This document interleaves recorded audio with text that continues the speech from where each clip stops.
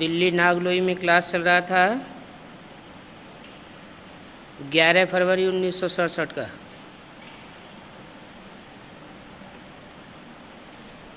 बात चल रही थी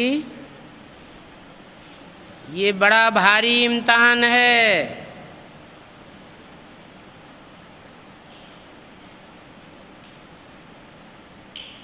जैसे बोलते हैं ये बड़ी भारी महाभारी महाभारत लड़ाई है,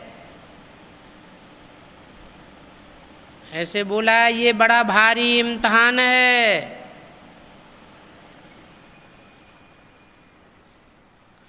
पढ़ाई पढ़ते हैं, थ्योरी की परीक्षा होती है, कितनी कितनी किसने पढ़ाई पढ़ी है, तो फाइनल एग्जाम होता है उसे कहते हैं बड़ा इम्तहान। और ये है बड़ा भारी इम्तहान। फाइनल परीक्षाएं चालू हो रही हैं।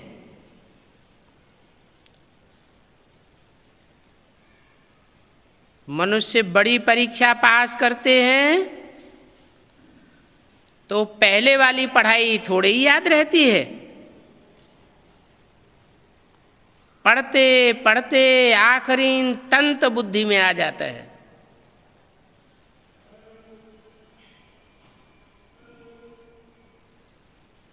यहां भी आखिरी कौन सा तंत बुद्धि में रह जाएगा?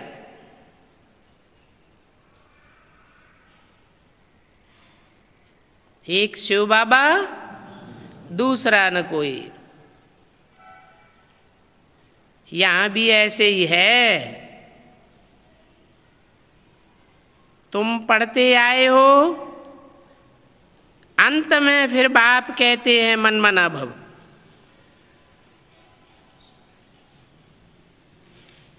मेरे में मन लगा, अपने मन को मेरे में समा दे।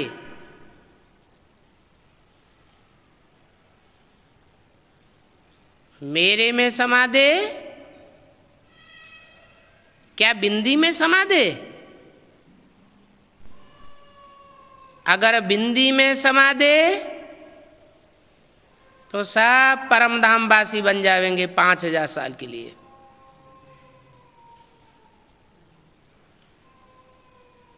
बाप कहते हैं तो कहने वाला साकार भी है। कहते हैं अपने मन को मेरे मन में तिरोहित कर दे। साकार ही कह सकता है, साकार के द्वारा ही कहा जा सकता है। निराकार सुप्रीम सोल को तो मन होता ही नहीं। जो संकल्प विकल्प चलाए वो तो असोचता है। उसे सोचने करने की दरकार नहीं। तो कहते हैं मन मना भव। ये मन मना भव की टेव पड़ी हुई होगी तो पिछाड़ी में वर्षा और बाप याद रहेगा।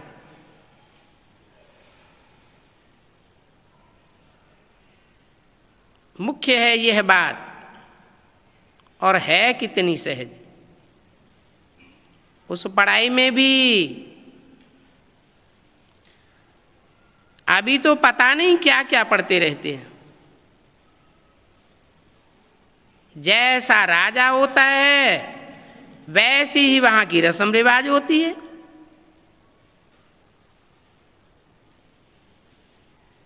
आगे देखो मन शेर पाव का हिसाब चलता था। अभी तो देखो किलो आदि क्या क्या निकल पड़े हैं। और कितने कितने अलग अलग प्रांत हो गए हैं। दिल्ली में जो चीज 1 रुपए शेर, वही बॉम्बे में मिलेगी 2 रुपए शेर। क्योंकि प्रांत अलग अलग हो जाता है।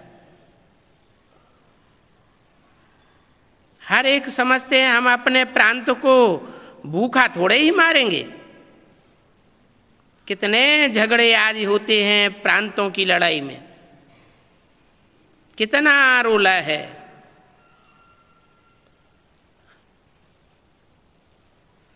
पहले राजाई थी,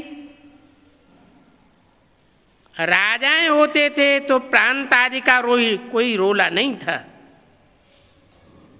अभी देखो हो गया है, प्रजा का प्रजा पर राज्य, इसको कहा जाता है अनलॉफुल राज्य।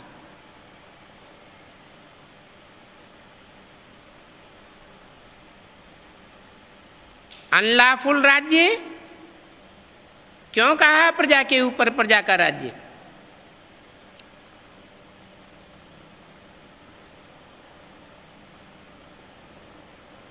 क्योंकि ला धर्मराज से शुरू होता है।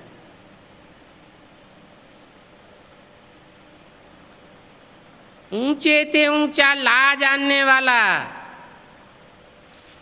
ऊंचे ते ऊंचा फैसला करने वाला धर्मराज बाप है। वो बताते हैं कि प्रजा के ऊपर प्रजा का राज्य है अनलॉफुल राज्य। ये कलयुग के अंत में ही होता है। सारी दुनिया में कोई राजा ही नहीं रहती। जब बाप आकर के नई दुनिया की स्थापना करते हैं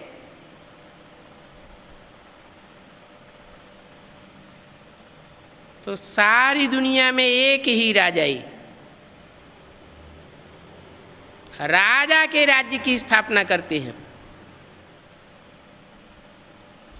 और राजा बनते हैं तब जब इंद्रियों पर कंट्रोल करने की प्रैक्टिस राजयोग सीखते हैं। ये राजयोग बाप के सिवाय कोई सिखा ही नहीं सकता।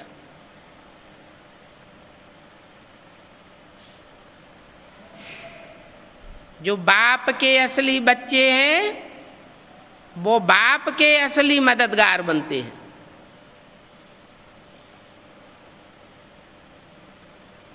ये पढ़ाई का बड़ा भारी इम्तिहान है। राजयोग की पढ़ाई है।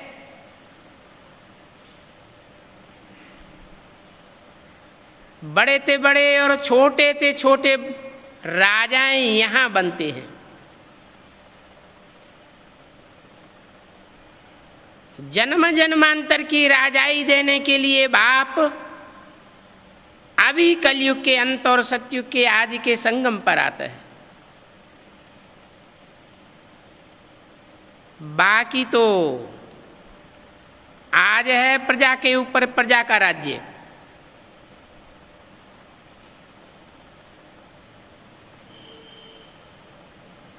ये अनेक मनुष्य गुरुओं के द्वारा सिखाई हुई अंतिम चीज है।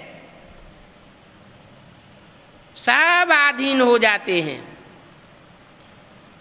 प्रजा माना ही आधीन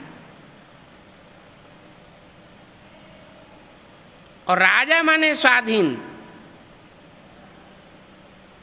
बाप आकर के स्वाधीन बनाते हैं। पहले स्व की कर्मेंद्रियों के अधीन। कौन कौन कितने हैं वो साक्षात्कार होता है।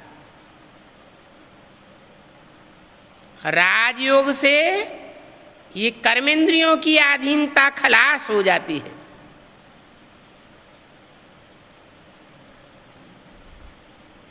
कर्मेंद्रियों की अधीनता जब खलास होती है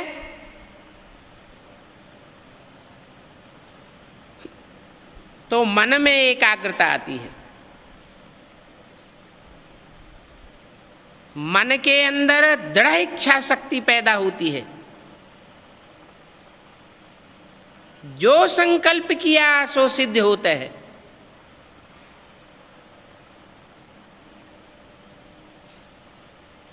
अभी तो सिखाने वाले गुरु ही अनलॉफुल हैं, अनराइटियस हैं। बाप लॉफुल राजा स्थापन करते हैं।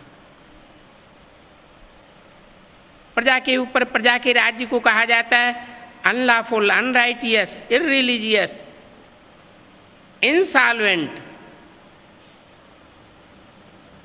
भारत सतयुग में कितना सॉल्वेंट था। अभी देखो 84 का चक्कर लगाते लगाते सब इंसॉल्वेंट बन गए। कहा जाता है हीरे जैसा जन्मा मोलक, कौड़ी बदले खोया है।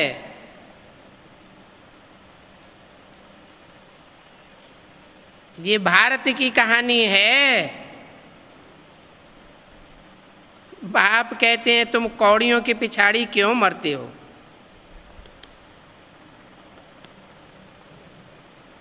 अभी तो लास्ट चांस है, बाप से वर्षा ले लो। पावन बनेंगे तो वर्षा मिलेगा, पावन नहीं बनेंगे तो वर्षा भी नहीं मिलेगा। बुलाते भी हो, हे पतित पावन आओ, आकर के पावन बनाओ। तो इससे सिद्ध है कि पहले पावन थे, तब तो याद करते हैं, नहीं तो याद क्यों करते हैं, बुलाते क्यों हैं।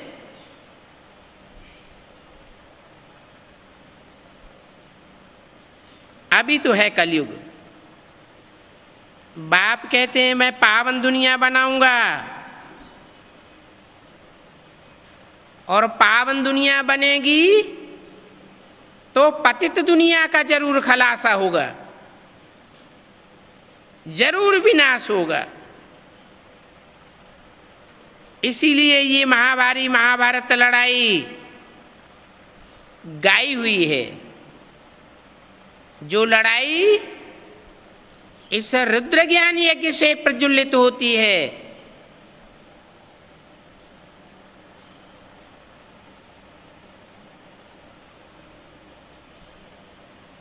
रुद्र को भगवान कहा जाता है। रौद्र रूप धारण करता है तो विनाश हो जाता है।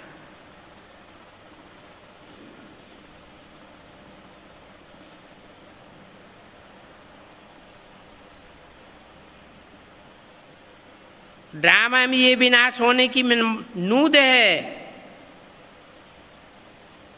पहले पहले तो बाबा को साक्षात्कार हुआ,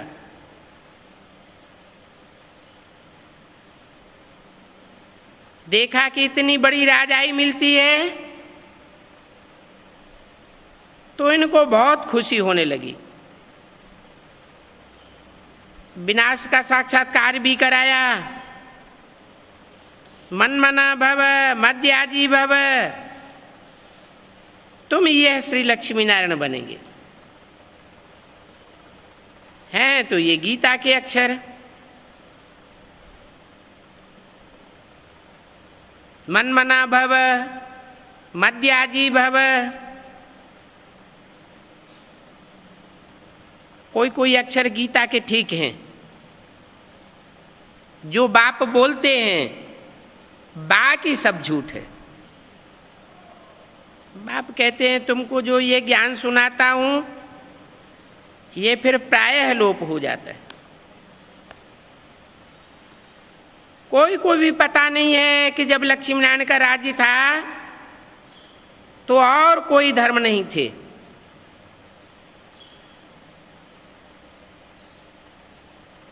जब और कोई धर्म ही नहीं था तो आबादी भी जरूर थोड़ी होगी। ऊंचते ऊंच सनातन धर्म के लोग थे तो ऊंचते ऊंच होते हैं बहुत थोड़े। और कलयुग के अंत में सारी दुनिया बन जाती है नीचते नीचों की। तो उनकी जनसंख्या ढेर की ढेर हो जाती है, क्योंकि ढेर के ढेर धन होते हैं। सतयुग में तो देखो आबादी कितनी कम होती है। तो ये चेंज होने के लिए जरूर विनाश चाहिए। और शूटिंग कहाँ होती है?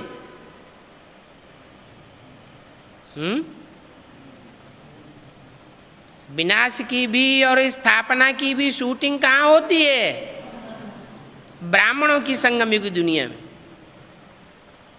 ब्राह्मणों में भी कच्चे ब्राह्मण कच्ची कच्ची पढ़ाई पढ़ते हैं, और पक्के ब्राह्मण जो पक्की पक्की ज्ञान की पढ़ाई पढ़ते हैं।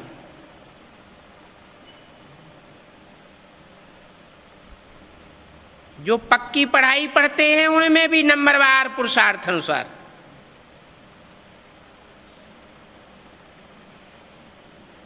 एडवांस नॉलेज में भी नंबरवार पुरुषार्थ अनुसार।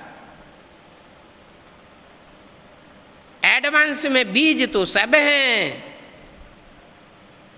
लेकिन किस धर्म के बीज हैं? जो जिस धर्म का बीज होगा वो उसी को फॉलो करेगा। आखिरीन जब फाइनल परीक्षा होगी तो नंबरवार की लिस्ट में आ जाएंगे।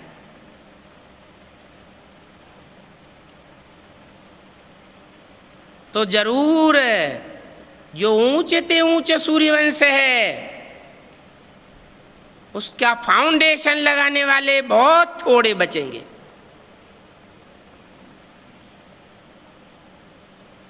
जो बचेंगे वो ऊंचे ते ऊंचे पद पावेंगे।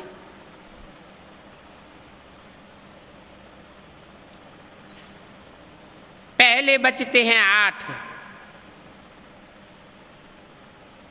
फिर बचेंगे 108।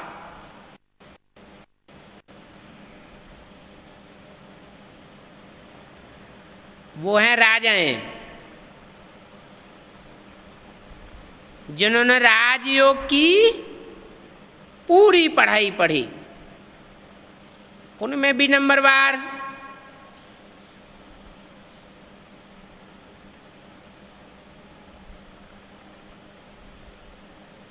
फिर हैं राज परिवार में आने वाले, वो है 3rd क्लास माला।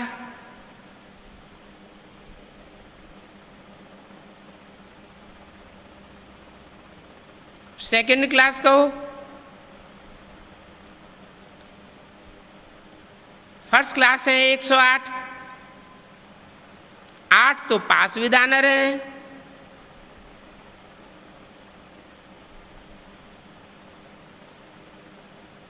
तो फाइनल परीक्षा का जो रिजल्ट निकलता है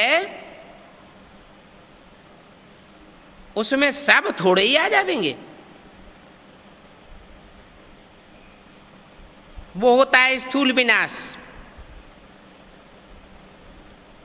और यहां ब्राह्मणों की संगम युग दुनिया में होता है सूक्ष्म विनाश।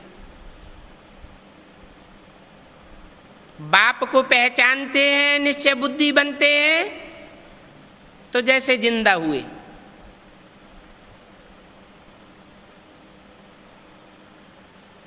और अनिश्चय बुद्धि हो जाते हैं तो जैसे मृत्यु हो गई।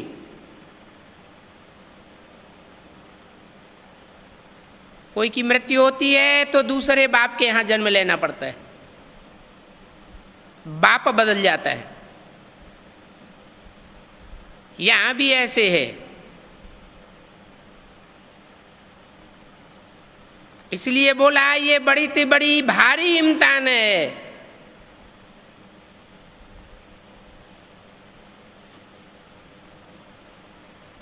ये महाभारी महाभारत लड़ाई भी है, और कोई शास्त्रों में इनका वर्णन नहीं है।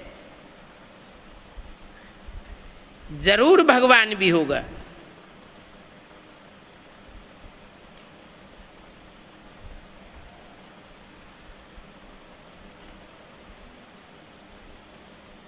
अब कृष्ण तो भगवान हो न सके।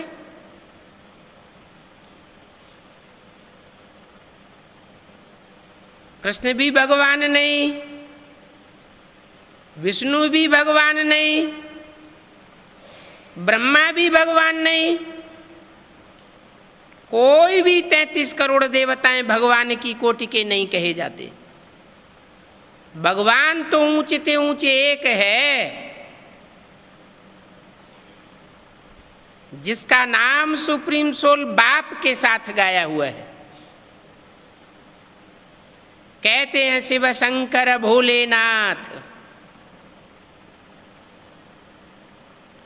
और कोई भी देवता ऐसा नहीं है जिसके साथ शिव का नाम जुड़ा हुआ हो। अभी बाप समझाते हैं, गीता माता से कृष्ण को राजाई मिलती है। कृष्ण भगवान नहीं है गीता का, उसे गीतापति भगवान नहीं कह सकते।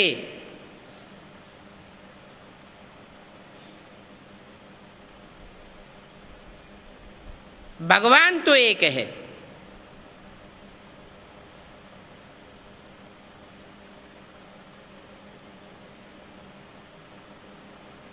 माता पिता कहेंगे गीता को,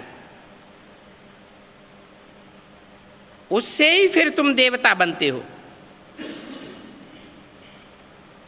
इसलिए चित्र में भी दिखाया है कि कृष्ण ने गीता नहीं सुनाई। कृष्ण गीता के ज्ञान से राजयोग सीख करके यह बना है।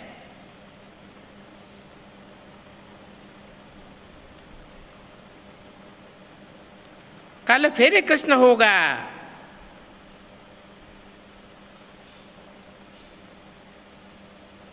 क्या होगा?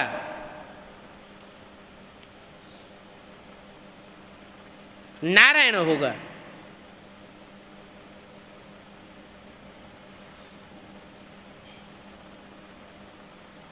धोखे से उन्होंने कृष्ण का नाम डाल दिया है।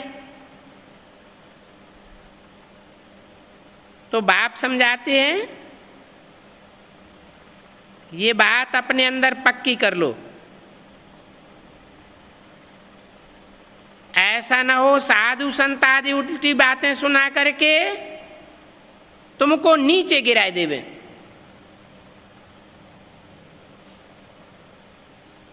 तुम्हारी बपौती बदल जाएगी। बहुत बातें पूछते हैं, कहते हैं विकारों के बिना सृष्टि कैसे चलेगी, ये सब कैसे होगा। अरे तुम ही खुद कहते हो वो वॉइसलेस दुनिया थी, लक्ष्मी नारायण की दुनिया, सोलह कला संपूर्ण सर्वगुण संपन्न संपूर्ण निर्विकारी कहते हो। फिर विकार की बात कैसे आ सकती है?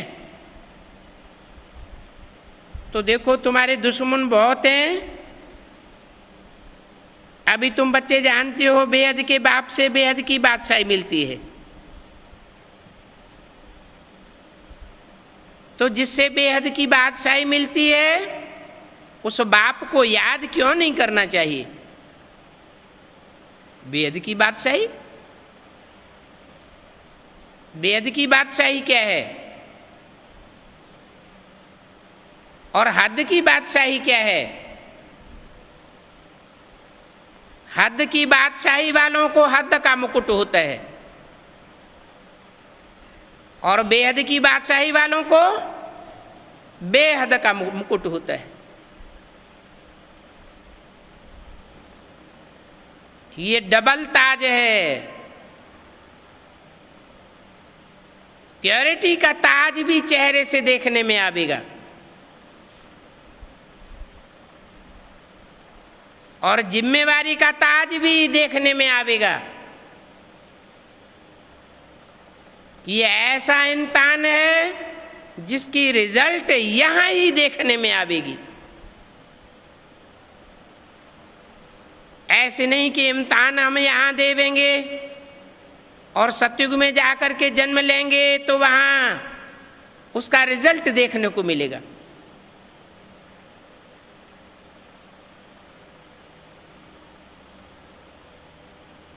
तो ऐसे बाप को बहुत याद करना चाहिए।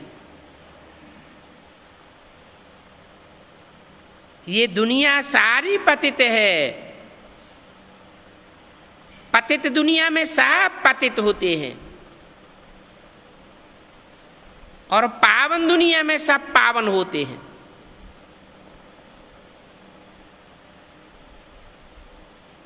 पतित दुनिया में एक भी पावन नहीं।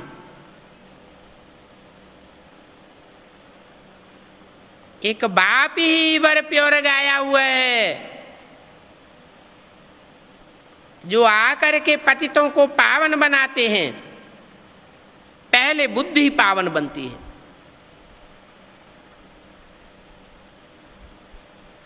बुद्धि सही फैसला करती है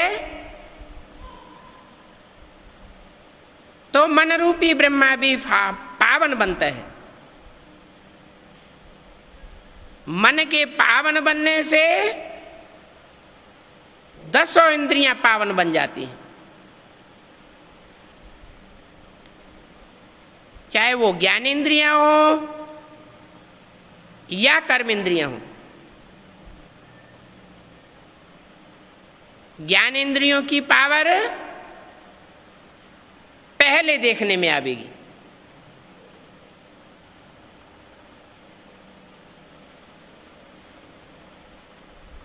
वाचा तीक्ष्ण होती चली जाएगी।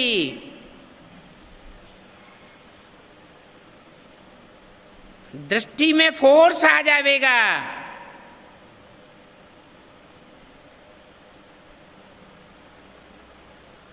कानों में वो पावर आ जाएगी कि जो सुनना है वही सुनेंगे,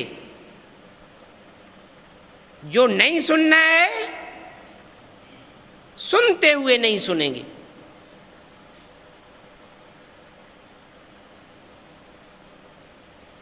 जो भी ज्ञान इंद्रियां हैं,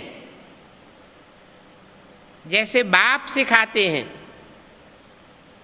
वैसा ही आचरण करेंगे। देखते हुए न देखो, सुनते हुए न सुनो, यह है बेहद की बादशाही पाने की विधि। बातें तो ढेर सारी आने वाली हैं।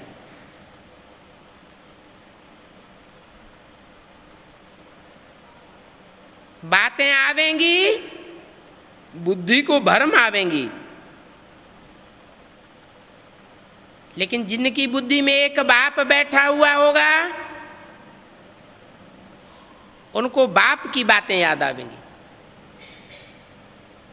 बाप क्या कहते हैं और मनुष्य क्या कहते हैं, अंतर स्पष्ट समझ में आ जाएगा।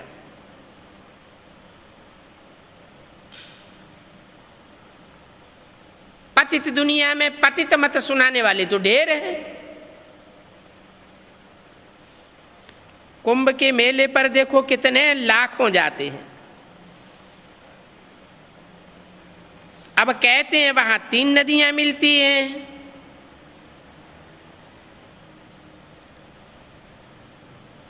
तीसरी नदी गुप्त दिखाते हैं। ये भी झूठी बात है। गुप्त नदी होती है क्या?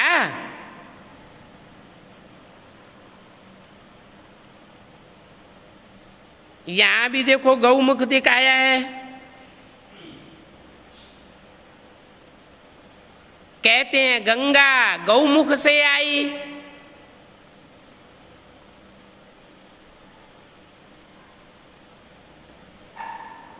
अरे गंगा अपना रास्ता लेकर के समुद्र में जावेगी कि यहां तुम्हारे पहाड़ पर आवेगी?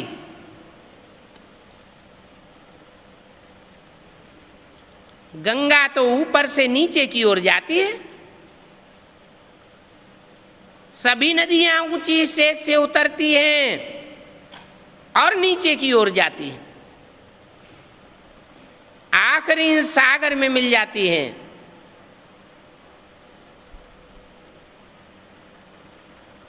भक्ति मार्ग के कितने पक्के हैं। बाप कहते हैं ये भक्ति, ज्ञान और वैराग इनका क्रम बना हुआ है। कलयुग के अंत में भक्ति होती है, बाप आकर ज्ञान सुनाते हैं तो भक्ति का नाश हो जाता है। भक्ति से वैराग आ जाता है। एक होता है हद का वैराग और एक होता है बेहद का वैराग। सन्यासी सिर्फ हद का वैराग उठाते हैं, घर बार छोड़ देते हैं।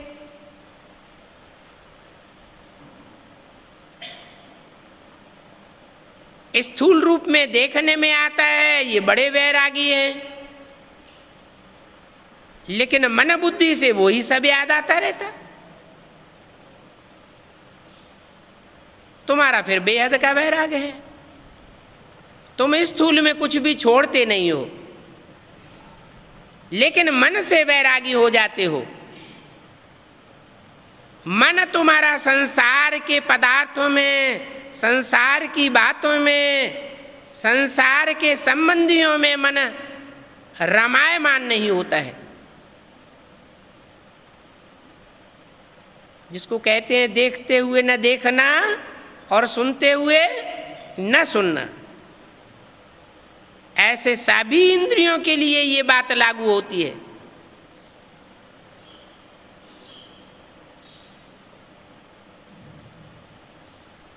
इंद्रियां जैसे निर्लिप्त हो जाती हैं, नहीं तो संसार में ऐसा होता है कि इंद्रियों से जो भोग भोगे जाते हैं वो याद आते हैं, लेकिन बाप ऐसा राजयोग सिखाते हैं जिसमें इंद्रियों का जो भी संग होता है वो बिल्कुल याद नहीं आता।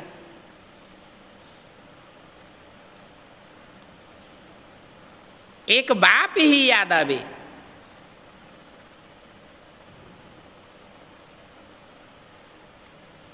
ये ज्ञान सहज भी है। फिर अगर नियत ठीक नहीं है, नियत खराब है, बाप से जो अंजाम करते हैं वो अंजाम को निभाते नहीं हैं, धोखा देते हैं, तो ज्ञान बड़ा कठिन हो जाता है।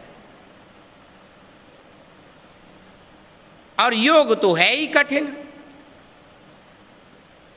जब ज्ञान बुद्धि में फिट नहीं बैठता तो याद भी मुश्किल हो जाती है। जिनके लिए ज्ञान सहज है उनके लिए याद भी सहज है। जो चीज सहज होती है वो निरंतर हो जाती है।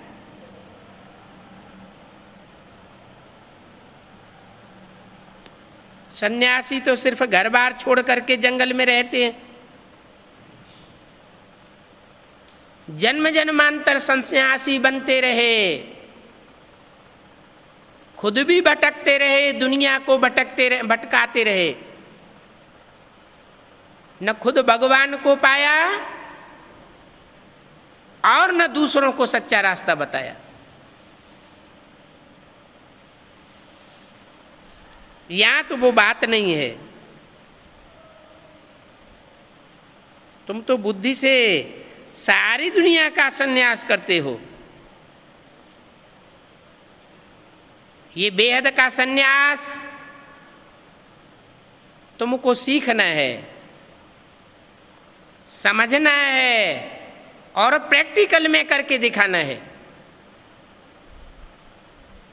खुद करेंगे तो दूसरों को भी सिखा सकेंगे।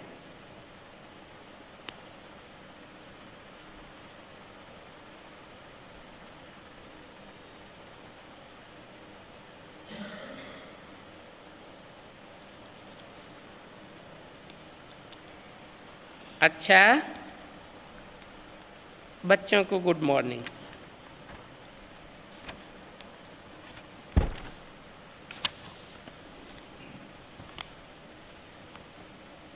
ये है 11 फरवरी 1967 का रात्रि क्लास।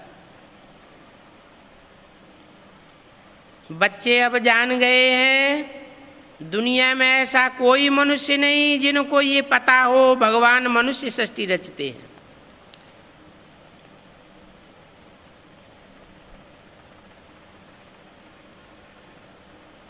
एक भी नहीं है सिवाय तुम ब्राह्मणों के।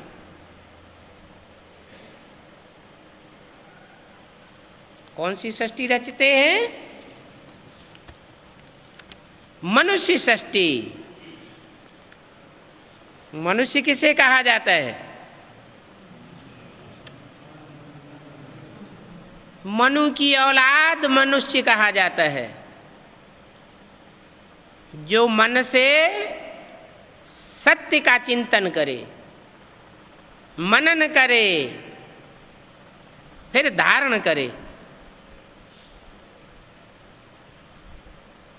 सत्य का चिंतन करेगा तो सत्संकल्प चलेगा, सत्संकल्प का वायुमंडल बनेगा तो अपने लिए सत्य युग स्थापन करेगा। तो तुम ब्राह्मणों में सत्संकल्प धारण करने वाले नंबरवार बच्चे हो, जो अपने लिए सतयुग की सृष्टि रच रहे हो। ये बातें संसार में कोई नहीं जानते हैं। भगवान हुआ रचयिता।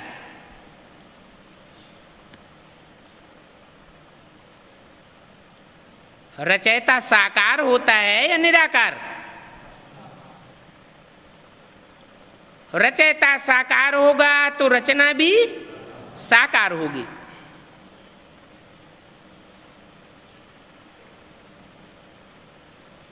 साकार बाप आते हैं, साकार में नई सतयुगी दुनिया रच करके जाते हैं। ये सत्य युग की रचना सत्य बाप के सिवाय कोई कर नहीं सकता। कहां से आता है सतयुग? अभी तो सारी दुनिया में झूठ का युग है, झूठ खंड है। झूठ होता है तो लड़ाई झगड़ा मारा मारी चलती ही रहती है। सारी दुनिया झूठों की है तो सचखंड कहां से आवेगा?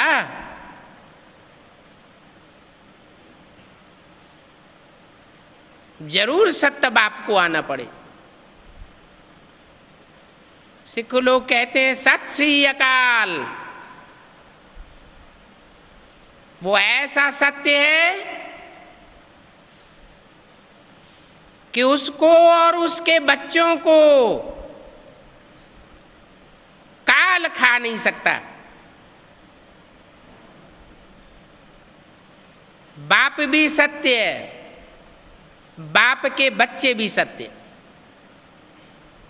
सत्य बाप आकर के सचखंड की स्थापना करते हैं और सचखंड में बाप के सच्चे बच्चे ही राजाई पाते हैं।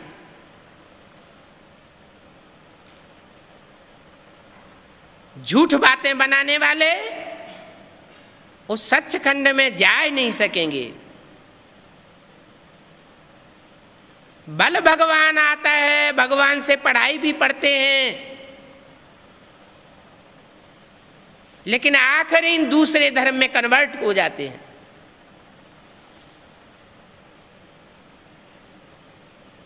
एक बाप को नहीं पहचान पाते।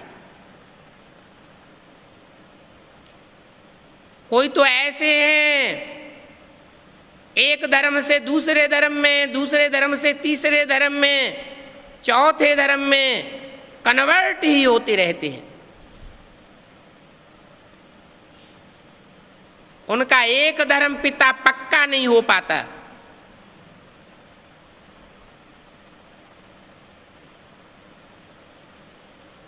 आखिरी गिरते गिरते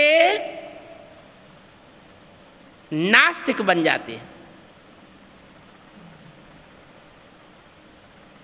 बाप कोई नहीं मानते।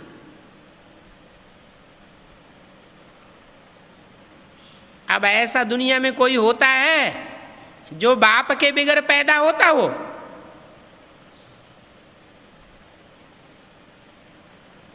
बाप को तो मानना पड़े।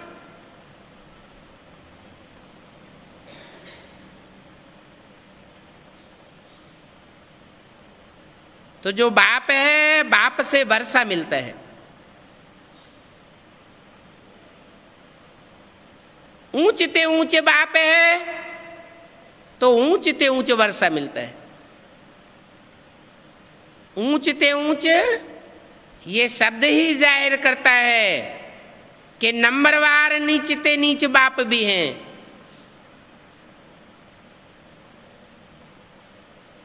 भले धर्म पिताएं हैं, वो भी नंबरवार हैं।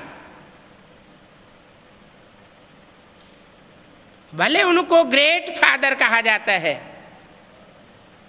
महान धर्म पिताएं, लेकिन वो भी नंबरवार हैं। अव्वल नंबर बाप आकर के अल्लाह अव्वल दीन की स्थापना करते हैं। दीन माना धर्म।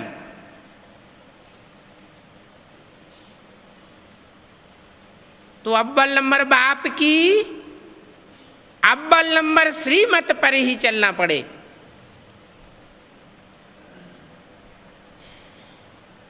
ऐसी श्रीमत का जो उल्लंघन करते हैं, एक बार माफ, दो बार माफ, यदा कदा तीसरी बार भी माफ, बार बार माफ थोड़ा ही होता है। फिर आखिरी में कन्वर्ट हो जाते हैं। तो बाप पूछते हैं, बाप से कौन सा वर्षा लेना है? अरे जैसा बाप होगा वैसा ही वर्षा देगा। ऊंचते ऊंच बाप होगा तो ऊंचते ऊंच वर्षा देगा। काका, चाचा, नाना, ताऊ से तो वर्षा मिलता नहीं है। वर्षा मिलता ही है बाप से। यहां तो बाप खुद बैठ करके समझाते हैं कि मैं कैसे रचयिता हूं।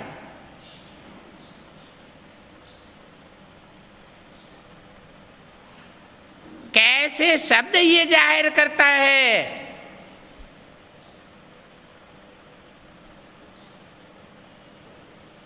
कि रचयिता का पार्ट हमेशा नहीं बजाते।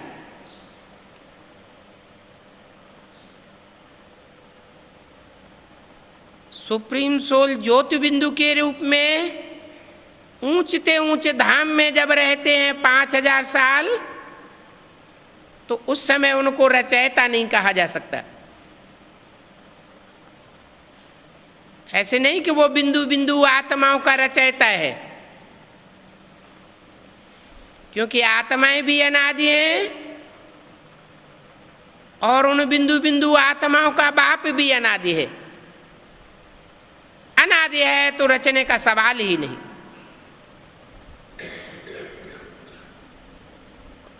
वो बिंदु बिंदु आत्माएं सृष्टि पर आकर के शरीर धारण करती हैं।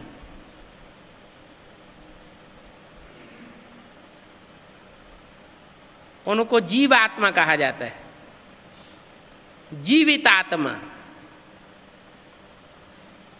जीवित माने कुछ काम धाम करने योग्य, बोलते चालते को जीव कहा जाता है।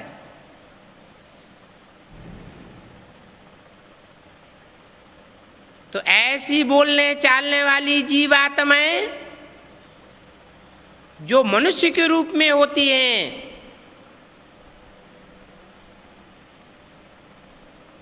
उनकी नई दुनिया आकर के बनाता है, सच्ची दुनिया आकर के बनाता है और झूठ खंड को खलास करता है। ब्रह्मा द्वारा रचते हैं, माना रचयिता ब्रह्मा द्वारा बनते हैं। कौन से ब्रह्मा के द्वारा? ब्रह्मा तो अनेकों के नाम गाए हुए हैं। ब्रह्मा के 4-5 मुख दिखाते हैं। क्या सारे ही मुख रचयिता का पार्ट बजाते हैं? नहीं, ब्रह्मा का तो आरती है बड़ी माँ,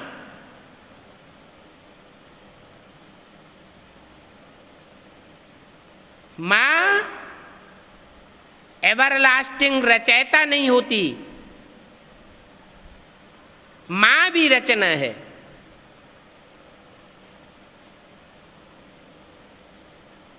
तो वो ब्रह्मा का टाइटल धारण करने वालों में जो प्रजापिता ब्रह्मा का टाइटल धारण करता है वो ही रचयिता है,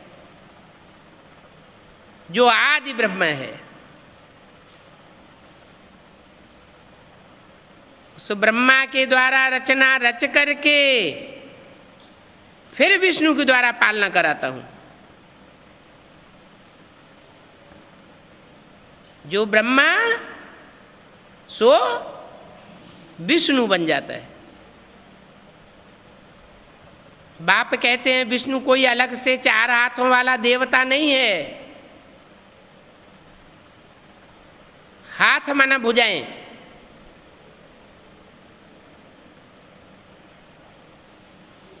जो भुजाओं के रूप में विशेष सहयोगी बनने वाली आत्माएं हैं, उनके स्वभाव संस्कार मिलकर के एक हो जाते हैं। एक माना एक बाप समान।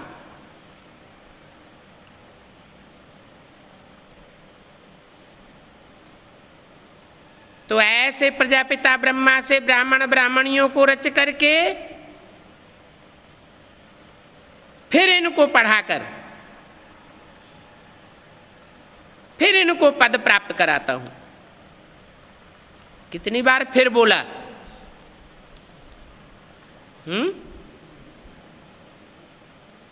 2 बार फिर क्यों बोल दिया? फिर माना बाद में। प्रजापिता ब्रह्मा से ब्राह्मण ब्राह्मणियां रचते हैं। 1936 में प्रजापिता ब्रह्मा द्वारा ब्राह्मण ब्राह्मणियों की रचना शुरू हुई।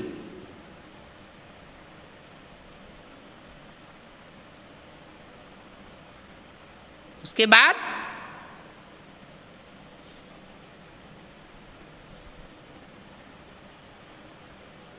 प्रजापिता तो गायब हो गया, तो रचना बंद हो गई क्या है? ब्राह्मण कहा ही जाता है ब्रह्मा की औलाद। माना ब्रह्मा तो रहा यज्ञ में, और ब्रह्मा से पालना लेने वाले, जन्म लेने वाले बच्चे भी रहे। ब्राह्मण ब्राह्मणियां बनते रहे। ब्रह्मा ने जब तक शरीर छोड़ा तब तक भी ब्राह्मण ब्राह्मणियां बने।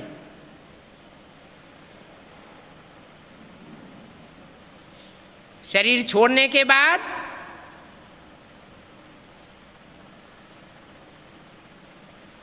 जो भी नंबरवार ब्रह्मा हुए उनके द्वारा रचना रची जाती है। तो ब्रह्मा के द्वारा ब्राह्मण तो होते हैं, कहते हैं ब्रह्मा के द्वारा एक बार सृष्टि रची, पसंद नहीं आई, बिगाड़ दी।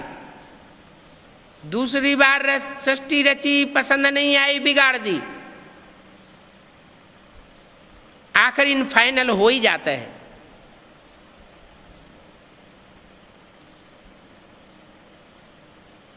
तो आखिर इन ब्राह्मण रचे जाते हैं, पक्के पक्के ब्राह्मण बनते हैं। फिर उनको पढ़ा करके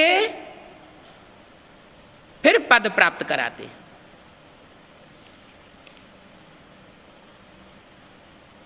ऊंचते ऊंच पद कौन सा है?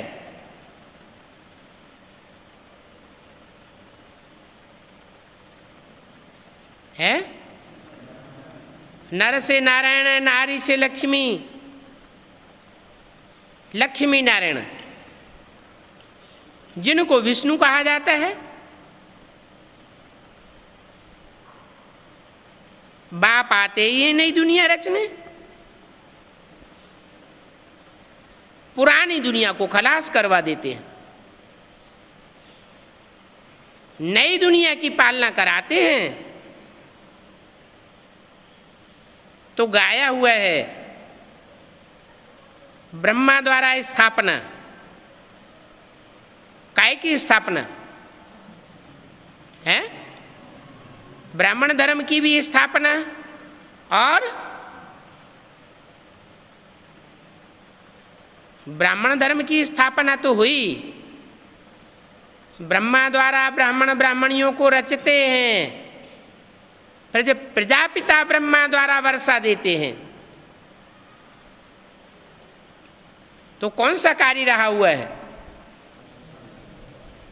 अभी जो नंबरवार माला बननी है, नंबरवार पद मिलने हैं, माला में मणके होते हैं, कोई ऊपर कोई नीचे, कोई दाईं ओर कोई लेफ्ट साइड में, वो पद अभी तैयार हो रहे हैं। ये फाइनल परीक्षा होने वाली है, हो रही है। तो विनाश भी जरूर होगा। विनाश होगा क्या? ब्राह्मणों का विनाश हो जाएगा? है? ब्राह्मणों का विनाश नहीं होता, ब्राह्मणों के पद का विनाश होता है। नंबरवार विनाश को पाने वाले हैं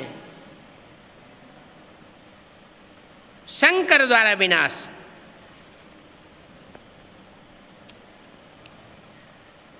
शंकर द्वारा विनाश,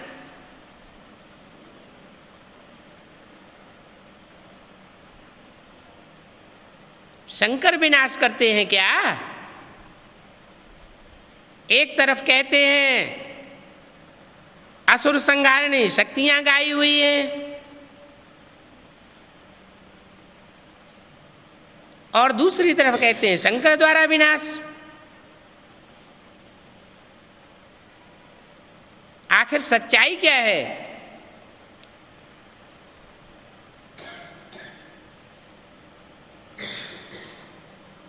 जरूर शक्तियों को प्रेरणा मिलती है,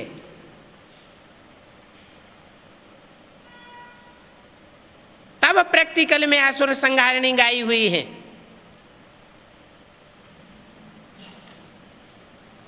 शंकर को तो योग में बैठा हुआ दिखाया जाता है,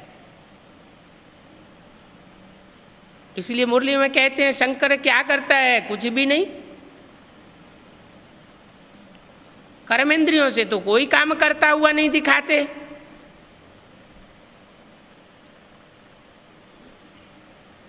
बुद्धि योग की बात है, बुद्धि योग जिसका तीखा होता है, एकाग्र होता है, वो अपनी एकाग्रता की शक्ति से दूसरों की बुद्धि को मोड़ देता है, वाइब्रेशन को पलट देता है। तो शंकर द्वारा विनाश गाया हुआ है। तुम बच्चों को तो अंधों को रास्ता बताना है, क्या शंकर को फॉलो नहीं करना है? क्या करना है? अंधे जो हैं, अज्ञान के अंधे हैं, जिनको ज्ञान नहीं है, जानकारी नहीं है, किसकी? बाप की जानकारी नहीं है। बार बार बुद्धि बिलम जाती है, एक बाप को छोड़ दूसरे दूसरे तीसरे तीसरे बाप बनाई लेती है। ऐसे जो अज्ञान के अंधे हैं, उनको रास्ता दिखाना है। बाप आकर बच्चों को अडॉप्ट करते हैं। क्या कोई बाप बच्चों को अडॉप्ट करता है तो अपने घर परिवार में रखता है या धक्का देके बाहर भगा देता है? हैं?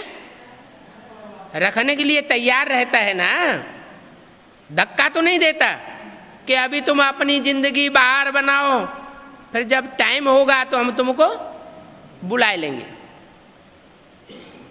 नहीं, बाप कहते हैं मैं जिन बच्चों को अडॉप्ट करता हूं उन सब की परवरिश करने के लिए तैयार हूं। आखिरी कितने बच्चे पलेंगे? जब फाइनल परीक्षा पूरी होगी तो कितने बच्चे आबू अब्बा के घर में पलेंगे? हैं?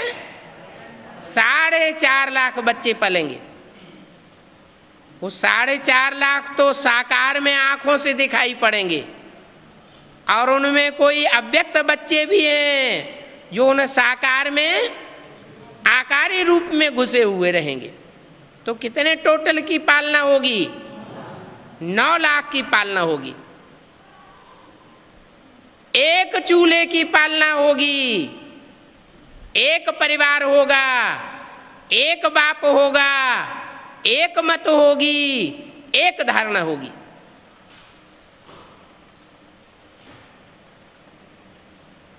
बाप बनना आसान है, लेकिन निभाना आसान नहीं है।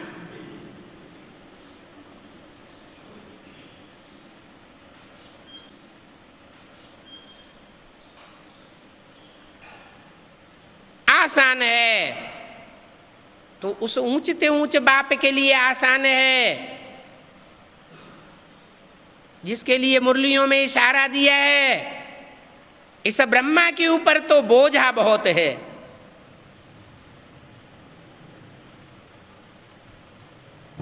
तुम बच्चों के लिए तो बहुत आसान है।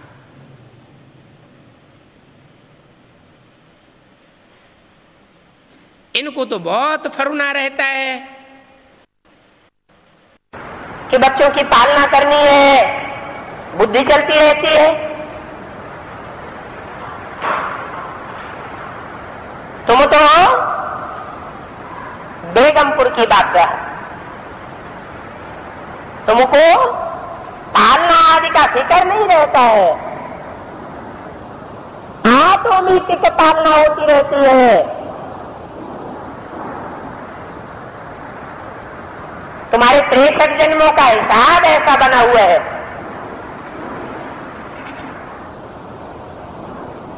बाप ने बच्चे रखे तो जरूर उनको खाने को तो देंगे ना।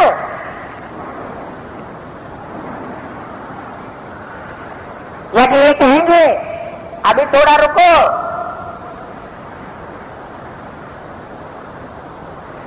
अपने लौकिक घर परिवार में बैठो, हमको थोड़ा मजबूत हो जाने दो फिर आना।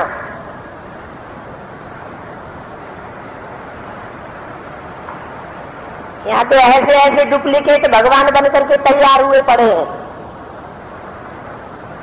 तो कहते हैं प्रैक्टिकल पालना वही लो और वहीं रह करके पालना लो हमारी, बौद्धिक रूप से सेवा उधर करो और खुशी का मेवा इधर देते रहो।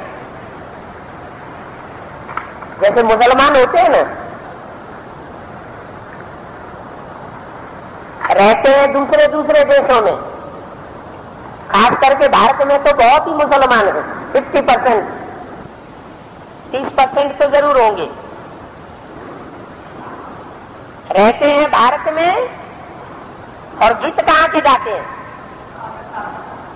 साहबा के गीत गाते हैं।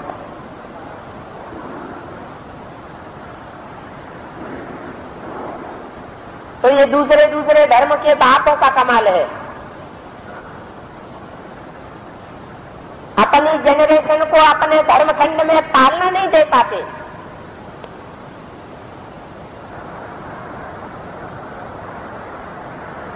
पैदाइश बहुत करते जाते हैं। बाप कहते हैं मैं तो ऐसी दुनिया की स्थापना करता हूं गीता के द्वारा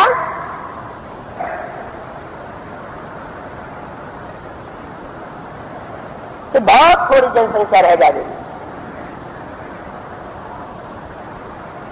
मुझे ढेर के ढेर नहीं चाहिए, एक्यूरेट श्रीमत पर चलने वाले चाहिए।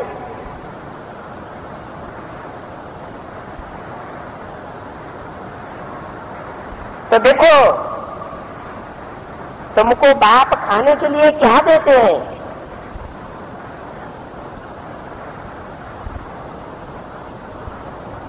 तुम क्या खाते हो? मैं यहां का यहां तुम्हारा लिया हुआ वापस भी करूंगा। जो भी लेते हैं सब वापस करूंगा,